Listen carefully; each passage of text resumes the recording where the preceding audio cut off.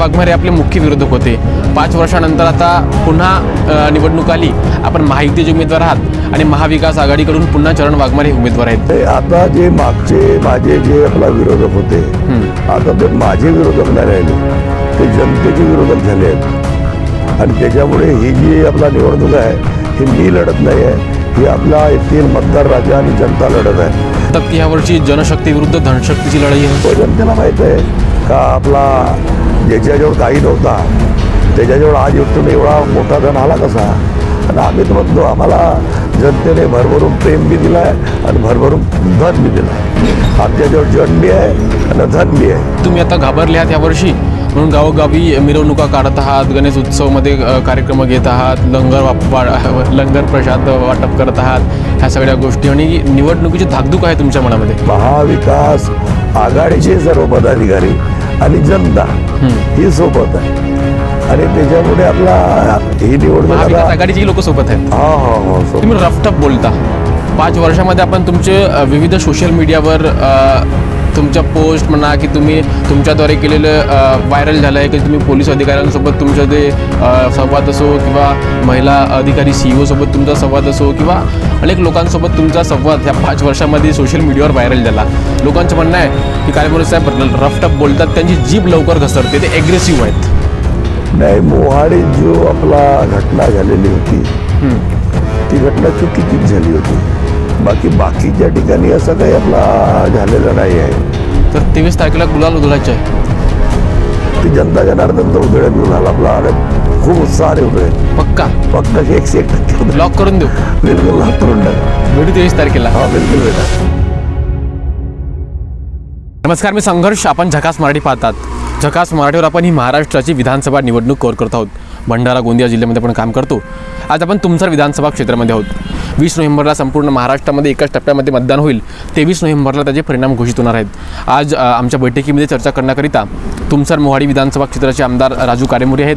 त्यांच्याशी आपण चर्चा करूया. नेमकी त्यांची तयारी कशी सुरू आहे, कोणते मुद्दे आहेत आणि नेमकं ह्या वर्षीची निवडणूक कशी रंगेल आपण जाणून घेण्याचा प्रयत्न करूया. आमच्यासोबत स्वतः तुमसर मोहाडी विधानसभा क्षेत्राचे आमदार राजू कारेमोरे आहेत. कारेमोरेजी, स्वागत आहे आपलं झकास मराठीवर. नमस्कार. जसं म्हटलं की आता निवडणुकीच्या प्रचाराच्या रणधुमाळीला सुरुवात झाली. आपण सुद्धा प्रचार करत आहात.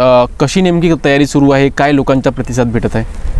आम्ही आपला 2019ला ज्यावेळेस निवडणूक लढली आणि मतदार राजाने आम्हाला निवडून दिलं आणि आम्ही आपला विधानसभेत गेलो, तेव्हापासून आम्ही इथले स्थानिक जे प्रश्न आहेत, स्थानिक ज्या अडचणी आहेत आणि सर्व समाजाचे बांधव आहेत यांच्याबरोबर आमचे जे संबंध स्थापित झाले आणि जे आम्ही 5 वर्ष काम केला आणि जे आता आणखीन पुढं त्या कामाला आपला बळ द्यायचं आहे, त्या कामाला पुढं वाढवायचं आहे, ते सर्व मुद्दे घेऊन आम्ही आपला मतदार राजासमोर आपला जात आहोत का आम्ही 5 वर्षात काय केला आणि पुढं आम्हाला काय करायचं आहे.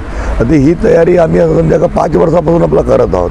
कारण की हा जो आपल्याला पद मिळतो, हा पद आपला जनतेची सेवा करण्याकरता मिळतो आणि मग जनता बघत असते का कोण आपल्याबरोबर प्रामाणिक राहिला, कोण प्रामाणिक नाही राहिला, कोण आपल्या अडीअडचणीत धावून येतो.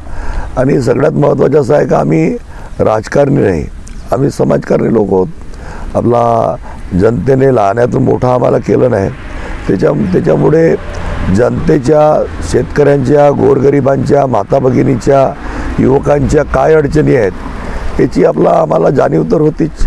आणि राजकारणापेक्षा आम्ही समाजकारणावर भर जास्त देतो.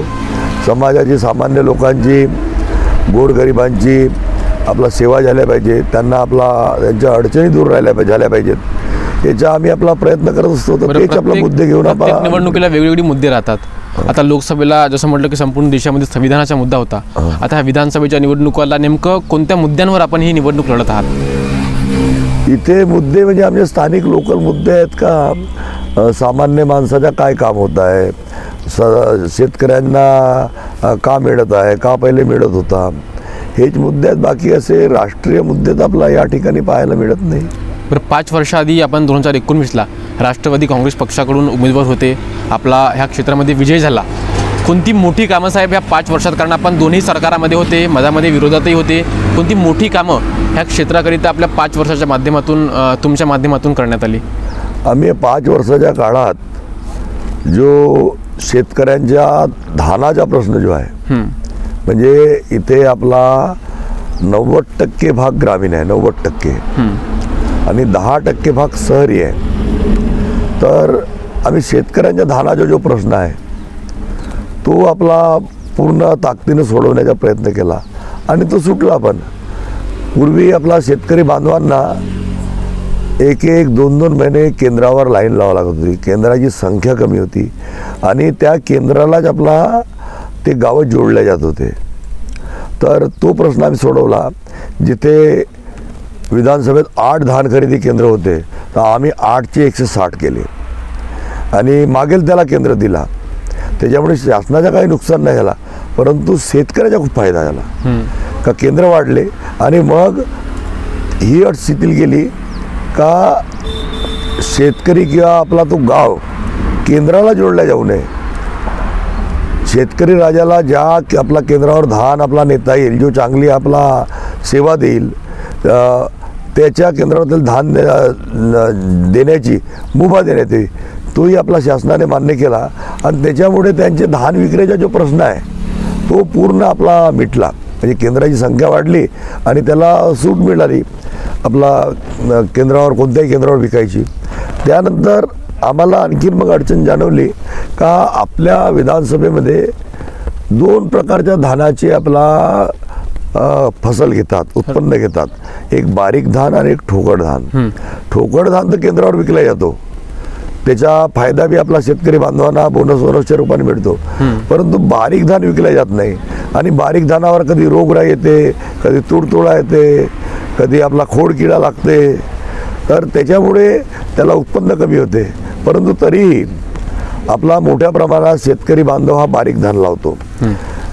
आणि म्हणून आम्ही आपल्या शासनाला वारंवार आपला विनंती केली का आपल्याला खरं जर आपला धान उत्पादक शेतकऱ्यांची जर मदत करायची असेल तर त्याला सरसकट आपण मदत करा. का ज्याच्याजवळ आपला धान उत्पादक शेती आहे त्यांनी ऑनलाईन नोंदणी केली, ई पीक पाहणी केली, ऑनलाईन नोंदणी केली का त्यांना जी मदत द्यायची आहे ती मदत आपला सरळ त्यांना द्या. आणि शासनाला ती कळली, त्याच्या लक्षात आला. परंतु त्याच्यात एक अडचण येत होती का बोनसच्या रूपाने जे आपला धानाच्या विक्रीवर बोनस भेटत होता ती रक्कम आणि सरसकट रक्कम याच्यात 3 पट फरक होता. म्हणून शासनाला ही अडचण होती का आपल्याला येथे निधी जास्त लागेल. परंतु आम्ही त्यांना पटवून सांगितलं का हे धान उत्पादक जे शेतकरी आहेत या शेतकरी बांधवाची परिस्थिती काय तेवढी चांगली नाही आहे आणि म्हणून आपला सर्वांना याचा लाभ मिळाला पाहिजे. म्हणून मागील 3 वर्षापासून जे ऑनलाईन नोंदणी करतात त्यांना आपला सरळ त्याला DBTच्या माध्यमातून बोनसचा फायदा मिळतो. आणि त्याच्यामुळे शेतकऱ्याचे धानाचा विक्रीचा जो प्रश्न आहे, भाव कमी जास्त राहू शकतात पण धानाच्या विक्रीचा प्रश्न हा 95% निघायला लागला आहे. बरं, आपण सर्वसामान्य लोकांशी ग्राउंड रिपोर्टच्या माध्यमातून नेहमी चर्चा साधत असतो. नेमकं त्यांच्या समस्या काय आहेत ते जाणून घेण्याचा प्रयत्न करत असतो. आपण जेव्हा तुमसर विधानसभा क्षेत्रामध्ये आलं तर युवकांशी जेव्हा आपण बोललो तर युवक म्हणतात की भाऊ ह्या ठिकाणी रोजगाराच्या संधी उपलब्ध नाही, उद्योगधंदे नाही, मोठे कारखाने नाही, उच्च शिक्षित आहेत, ITI आहेत, पॉलिटेक्निक आहेत, मात्र शिक्षण घेतल्याच्या नंतर त्यांना कुठेतरी त्यांना परवडेल अशी कुठेतरी नोकरी मिळत नाही. नेमकं काय करता येईल रोजगाराकरिता? रोजगाराची खूप समस्या आहे क्षेत्रामध्ये. ही गोष्ट तर खरी आहे का रोजगाराच्या अडचणी आपल्या इकडे आहेत, ही गोष्ट खरी आहे. मधातल्या काळात प्रफुल्ल पटेल साहेबांनी आपला साकोली क्षेत्रामध्ये भेल कंपनी आणली होती. रोहण्याजवळ एक आपला पॉवर प्लॅन्ट आलेला होता. तर हे दोन्ही आपल्या याचे काम होऊ शकले नाही. काही नाही काही त्याच्यात पॉलिटिकल विवाद आला आणि ते काम झाले नाही. त्याच्यामुळे आपला युवकांना त्याच्यापासून मुकावं लागला. परंतु येणाऱ्या काळात आम्ही आपले जे मुलं आहेत हे कुठे ना कुठे स्पर्धेमध्ये कमी पडत आहेत आणि मोठ्या मोठ्या उद्योगापेक्षा लहान लहान उद्योगावर बी भर देणे हे काळाची गरज आहे. आपल्या इथे आपला दोन मोठ्या मॅग्नीजच्या माईन आहेत आणि त्या माईनवर आधारित, त्या खदानीवर आधारित उद्योग इथे लागले पाहिजेत. हे आमचे खूप प्रयत्न आहेत. या ठिकाणी एदरबुची जो भाग आहे जो डोंगरी माहितला लागून आहे त्या ठिकाणी एक मिनी MIDC उघडल्या जावी याच्यासाठी आम्ही पाठपुरावा खूप दिवसांपासून करत आहोत. आता त्याच्या पुढे बी आम्ही पाठपुरावा करू आणि आपला शिक्षणाचा जो बेस आहे याला मजबूत करावं लागेल. कारण की आपले मुलं शिक्षणामध्ये थोडेसे आपला कुठे ना कुठे मागासले आहेत कारण की त्यांना तशा सुविधा मिळत नाही आणि त्याच्यामुळे ते ज्या स्पर्धा होतात पुढं त्या स्पर्धेमध्ये टिकत नाही. त्याच्यामुळे नोकऱ्याचं प्रमाण आपल्या इथे कमी आहे. त्याच्यामुळे उद्योग लावू शकत नाही. त्याचा आत्मविश्वास कुठे ना कुठे कमी होतो, लावू शकत नाही किंवा आधुनिक शेतीही करू शकत नाही. म्हणून आपला रोजगार मिळण्याकरता शिक्षणाचा बेस मजबूत करावा लागेल आणि त्यासाठी आतापर्यंत आम्ही 32 अभ्यासिका गावागावात तयार केलेल्या आहेत आणि येणाऱ्या काळात जेवढे गाव तेवढा आम्ही अभ्यासिका आपला तयार करू आणि त्यातून चांगला त्यांच्या शिक्षणाचा बेस आपला तयार करू. आपण म्हटलं की आपले पोरं कॉम्पिटिशन देऊ शकत नाही, चांगली शिक्षा स्पर्धेत कमी हो कमी प्रमाणात आहेत. जर आपण महाराष्ट्रामध्ये पाहिलं तर जिल्हा परिषदेच्या शाळा, गव्हर्नमेंट शाळा अशा हजारो शाळा आहेत जे बंद होण्याच्या मार्गावर आहेत. आज पालक आपल्या पाल्यांना जिल्हा परिषदेच्या किंवा गव्हर्नमेंट शाळांपेक्षा प्रायव्हेट शाळांमध्ये पाठवत आहेत. कारण गव्हर्नमेंट शाळांमध्ये गुरुजी बरोबर नाही, टीचर्स स्टाफ बरोबर नाही. त्यामुळे त्यांना कुठेतरी असं पालकांना असा समज आहे की ह्या ठिकाणी आपल्या पोरांना चांगलं शिक्षण भेटू शकत नाही. काय हा सरकारचं अपयश नाही का किंवा काय करता येईल यासाठी? यासाठी जे आहेत आपल्याला मी आताच म्हटलो का शिक्षणाचा बेस जो आहे आपल्याला मजबूत करावं लागेल आणि मजबूत करण्यासाठी स्टाफची गरज तर आहेच, परंतु त्यांना चांगले साधनं द्यावं लागेल, पुस्तकं द्यावं लागतील, कॅम्प्युटर द्यावं लागेल, त्या शाळेला आधुनिक रूप द्यावं लागेल. आणि आज जसा युग आपला स्पर्धेचे युग आहे तर ते शाळेतसुद्धा आपल्या स्पर्धा आपला निर्माण करावं लागेल त्या जेणेकरून गोरगरिबांचा मुलगा त्या शाळेत शिकल्या पाहिजे आणि त्या शाळेतून त्याला एक आशेची किरण दिसल्या पाहिजे. आम्ही आता पारडी हा गाव जो आहे त्या पारडी गावच्या शाळेत आपला सय्यद मुबारक सर आलेले आहेत. त्या ठिकाणी आम्ही त्यांना म्हटलं का तुम्हाला जे आपला गरज आहे ते आम्हाला सांगा. तसं आम्ही प्रत्येक शिक्षकाला त्या शाळेतल्या शिक्षकांना आवाहन केलं आहे का आपल्या शाळेत काय कमी आहे ते आम्हाला सांगा आणि ते आम्ही कमी पूर्ण करू जेणेकरून आपला सामान्य लोकांची गोरगरिबांची मुलं त्या ठिकाणी चांगला दर्जेदार शिक्षण घेऊ शकतील. 2019ला महाविकास आघाडी म्हणजे त्यावेळी आपण राष्ट्रवादी काँग्रेस पक्षाचे उमेदवार होते, त्यावेळी काँग्रेस आपल्यासोबत होती. महायुतीकडून प्रदीप पटोळे हे उमेदवार होते आणि उमेदवारी न मिळाल्यामुळे बंडखोरी करत चरण वाघमारे हे मैदानामध्ये होते आणि अशी तिरंगी फाईट 2019च्या निवडणुकीला झाली. त्यावेळी चरण वाघमारे आपले मुख्य विरोधक होते. 5 वर्षानंतर आता पुन्हा निवडणूक आली, आपण महायुतीचे उमेदवार आहात आणि महाविकास आघाडीकडून पुन्हा चरण वाघमारे हे उमेदवार आहेत. कशी पाहता ही यावर्षीची निवडणूक? नाही, आता जे मागचे माझे जे आपला विरोधक होते आता ते माझे विरोधक नाही राहिले, ते जनतेचे विरोधक झाले आहेत आणि त्याच्यामुळे ही जी आपला निवडणूक आहे ही मी लढत नाही आहे, ही आपला येथील मतदार राजा आणि जनता लढत आहे.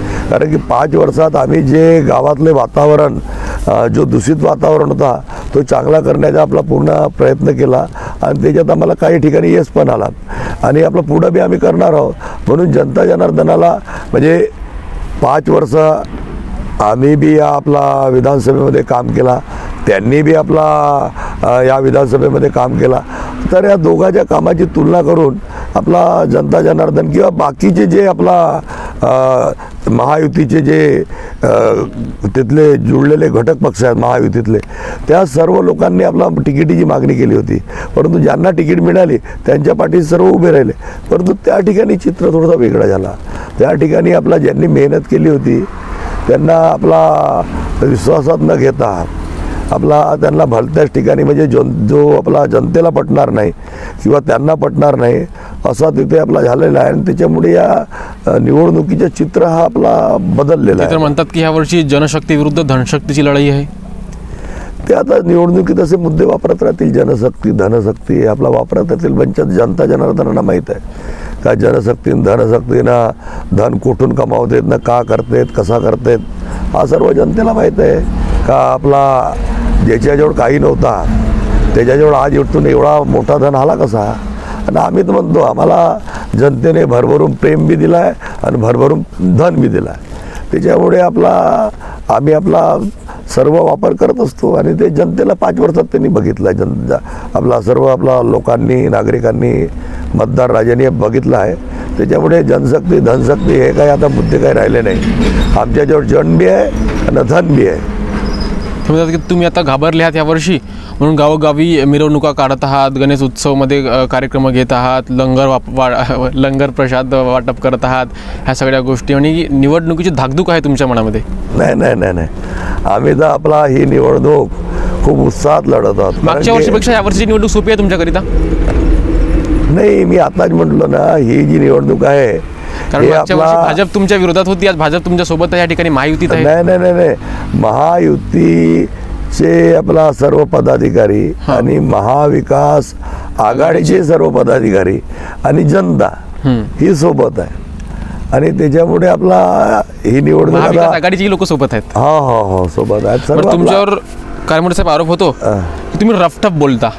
5 वर्षामध्ये आपण तुमचे विविध सोशल मीडियावर तुमच्या पोस्ट म्हणा की तुम्ही तुमच्याद्वारे केलेलं व्हायरल झालं आहे की तुम्ही पोलीस अधिकाऱ्यांसोबत तुमचं ते संवाद असो किंवा महिला अधिकारी CEO सोबत तुमचा संवाद असो किंवा अनेक लोकांसोबत तुमचा संवाद ह्या 5 वर्षामध्ये सोशल मीडियावर व्हायरल झाला. लोकांचं म्हणणं आहे की कारमोडे साहेब रफटफ बोलतात, त्यांची जीभ लवकर घसरते, ते ॲग्रेसिव्ह आहेत. नाही, मोहाडीत जो आपला घटना झालेली होती ती घटना चुकीचीच झाली होती. बाकीच्या ठिकाणी असं काही आपला झालेलं नाही आहे. मोहाडी चुकीची झाली होती, ते आम्ही पूर्ण माहिती न घेता आपला ह्या केला होता. परंतु त्याच्यात कार्यकर्त्याला मारहाण झाली म्हणून थोडंसं आम्ही अनावर झाला होता. परंतु आपला असा काही आम्ही आपला आणि आमच्या तनात आणि मनात हा एकसारखाच असते. तनात आणि मनात असा वेगळा काही नसते आणि ज्या गोष्टी आहेत आम्ही क्लिअर बसून बोलत असतो. बाकी असा काही आपला कोणाचे मन दुखवतील, कोणाचे आपला सन्मानाला ठेस पोहोचेल असे काम आम्ही आपला कधी करत नाही. म्हणून मोहाडीच्या घटनेबद्दल मी दुसऱ्या दिवशी जेव्हा मला सत्य परिस्थिती बाहेर आली का नाही बाबा याच्यात जे आपला घटना झाली आहे दुसऱ्याबरोबर झाली आणि मी जे आरोप लावत होतो ते दुसऱ्यावर लावत होतो, त्याची मग मी माफी पण मागितली. तुमचे डान्स सुद्धा व्हायरल झाले ह्या 5 वर्षामध्ये खूप. ती जनता जनार्दनाची अपील असते. आता मला काय तेवढा डॅन्स वगैरे काही येत नाही, परंतु जनता म्हणते नाही भाऊ असा करावं लागत. आता त्यांचा उत्साह वाढतो ज्याच्यामुळे त्याचा उत्साह आपला द्विगुणित होतो किंवा त्यांना उत्साह येतो ते म्हणतात, तर मग आपला कधी कर. बाकी आम्हाला डान्स वगैरे असा काही येत नाही. तर लोकसभा निवडणुकांनंतर महाराष्ट्रातील सरकारनं एक नाविन्यपूर्ण योजना महाराष्ट्रामध्ये सुरू केली, ती म्हणजे मुख्यमंत्री माझी लाडकी बहीण योजना. त्या योजनेचा प्रसारसुद्धा आपण ह्या निवडणुकीदरम्यान करत आहात. नेमकी कशी योजना आहे आणि कशा महिलांना याचा फायदा पोहोचत आहे? मुख्यमंत्री माझी लाडकी योजना ही जी आहे, या योजनेकडे पूर्ण देश आश्चर्यानं बघत आहे, पूर्ण देश. कारण की महायुतीच्या सरकारने आपला ही 1.5 महिन्यात कार्यान्वित केली आणि लाडक्या बहिणीला कुठेही आपला जायची गरज पडली नाही, कुणाच्या आपला शिफारशीची गरज पडली नाही. आपल्या घरूनच त्यांनी ऑनलाईन केला आणि फॉर्म भरला, अंगणवाडी सेविकेजवळ दिला आणि त्यांच्या खात्यात शासनाचा जो धोरण होता का त्या विधानसभेचा आमदार हा पदसिद्ध त्या समितीचा अध्यक्ष राहील, तर आम्हाला बनवला. मी या विधानसभेत मी अध्यक्ष होतो. तर त्याच्यात आपला त्यांना रक्षाबंधनाच्या पावन पर्वावर आपला लाभ भेटणं सुरू झाला आणि दिवाळीच्या भाऊबीजेपर्यंत 7,500 रुपये लाडक्या बहिणींना मिळाले. तर आपण आपला प्रत्येकाची फेस रीडिंग असतेच, कोणी असो का बाबा हा आला तर गुस्स्यानं आला का आपला आनंदानं आला, तर आम्ही त्या लाडक्या बहिणीला आता बघतो का त्याच्या चेहऱ्यावर एक वेगळा आनंद दिसत आहे आणि त्यांना एक आशेची किरण दिसत आहे का आमची हे महायुतीची जी सरकार आहे किंवा जे नेते मंडळी आहेत किंवा जे आपल्या क्षेत्राचे प्रतिनिधित्व करतात, हे आपला जे बोलतील ते करून दाखवतील आणि त्यांनाही माहीत आहे का टप्प्याटप्प्याने ही योजना आपला 1,500 वरून 3,000 जाणार आहे. महायुतीच्या आपला वचननाम्यामध्ये लिहिला पण आहे का आम्ही आपला सरकार पुढे आली तर आम्ही 1,500च्या ठिकाणी 21 रुपये करू. मग 21ची आणखीन वाढतील. लाडक्या बहिणी सोबत राहतील यावर्षी महायुतीच्या? ते तर आता पहा, लाडक्या बहिणींना आमच्या विधानसभेत आम्ही अंदाजे 1 लाख लाडक्या बहिणींना लाभ दिला. आता मी त्या कमिटीचा अध्यक्ष होतो, आम्ही एकही फॉर्म रिजेक्ट नाही केला. त्याच्यामुळे आम्ही प्रामाणिकपणे काम केला तर त्यांच्या प्रामाणिकपणे आम्हाला आशीर्वाद मिळत आणि तसेच महाराष्ट्रात 2.5 ते 3 करोड लाडक्या बहिणी आहेत. त्याही आपला महायुतीच्या आपला उमेदवाराला मदत करणार आणि त्यामुळे राज्यात आता लाडक्या बहिणीची सरकार येणार आणि लाडक्या बहिणीची सरकार आली का लाडक्या बहिणीची जी आपला शब्द बोललेले आहेत ते शब्दही लाडक्या बहिणीची मग हे सरकार पूर्ण करणार. बरं, विजन काय आहे आपलं साहेब तुमसर मोहाडी विधानसभा क्षेत्राकरिता? इथला विजन आमचा हाच आहे का आम्ही शेतीला आधुनिक बनवू. शेतकऱ्यांना शेतकऱ्यांना आधुनिक बनवू, शेतीला आधुनिक बनवू, शेतकऱ्याच्या उत्पन्न दुप्पट आणि तिप्पट करू, दुप्पट आणि तिप्पट. आणि शेतकऱ्याला पाणठेल्यावर जो आता आमचा शेतकरी बांधव कोणत्या ठिकाणी बसला राहतो त्याला पाणठेल्यावरून आपला काढून आम्ही त्याला त्याच्या शेतावर जाण्याकरता बाध्य करू. हा एक दुसरा आम्ही शिक्षणाच्या सुविधा आपला याच्यात मजबूत करू आणि आरोग्याच्या सुविधा मजबूत करू.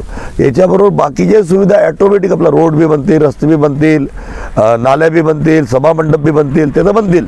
ते निरंतर चालणारी प्रक्रिया. पण ह्या 3 गोष्टी तर आम्ही आपला बिलकुल पूर्ण ताकदीनं आपला याच्यावर काम करू आणि सुरू पण केला आहे आम्ही.